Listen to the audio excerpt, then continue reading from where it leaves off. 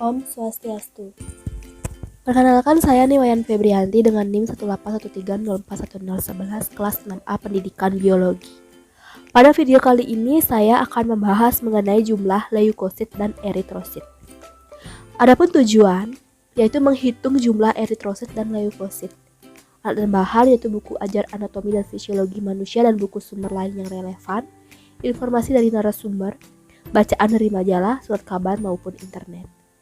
Adapun prosedur atau petunjuk pelaksanaan yaitu menjawab pertanyaan berdasarkan informasi yang telah didapatkan pada buku ajar, narasumber dan bacaan dari majalah, surat kabar maupun internet.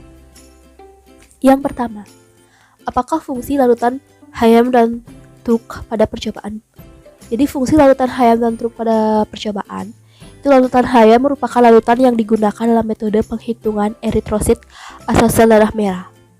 Hayem digunakan untuk mengencerkan darah dan biasanya digunakan dalam praktikum sel darah, sedangkan larutan Truk merupakan bahan pemeriksaan leukosit manual dengan komposisi gentian violet, asam asetat glasial, Aquades. Kemudian asam asetat glasial pada larutan Truk berfungsi melisiskan eritrosit dan mempunyai kandungan asam dengan pH 2,4. Jadi reagen Truk memiliki komposisi asam asetat glasial, gentian violet, dan Aquades. Reagen tersebut berperan untuk melisiskan sel selain leukosit dan mewarnai sel yang dilisiskan.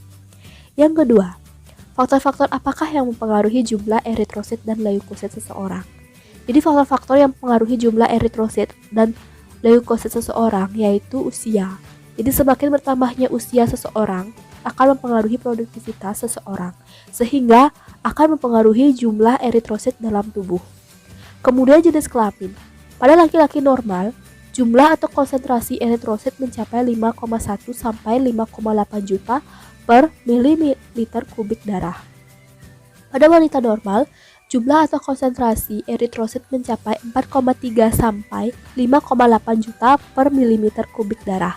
Sedangkan pada jumlah leukosit, pada laki-laki dan perempuan normal, leukosit di dalam darah jumlahnya lebih sedikit daripada eritrosit dengan rasio 1:700. Di dalam darah normal, jumlah leukosit rata-rata 4.000 sampai 11.000 sel per cc. Kemudian nutrisi. Semakin banyak nutrisi yang diperlukan oleh tubuh dan yang dimasukkan, produksi eritrosit semakin banyak untuk mengangkut sari-sari makanan ke seluruh sel dalam tubuh.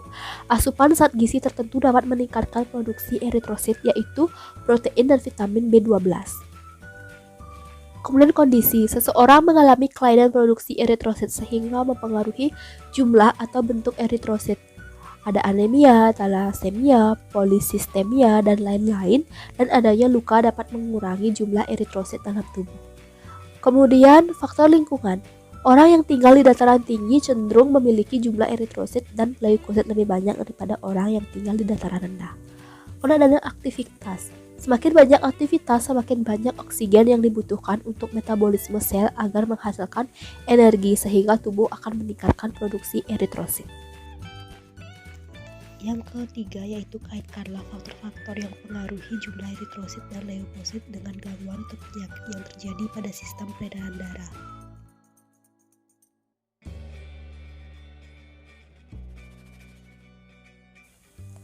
Yang keempat, analisislah kemungkinan timbul suatu kesalahan dalam perhitungan sel darah dengan cara seperti tersebut di atas. Nah, suatu kesalahan kemungkinan timbul dalam perhitungan sel darah dengan cara tersebut dapat disebabkan oleh 3 hal, yakni teknis, sampling, dan peralatan.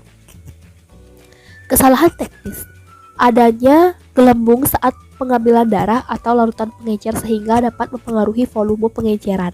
Penyedotan yang terlalu kuat sehingga volume darah yang diambil tidak sesuai dengan skala yang ditentukan. Pengocokan yang kurang homogen menyebabkan sel darah akan sulit dia mati karena bertumpuk atau tidak ada karena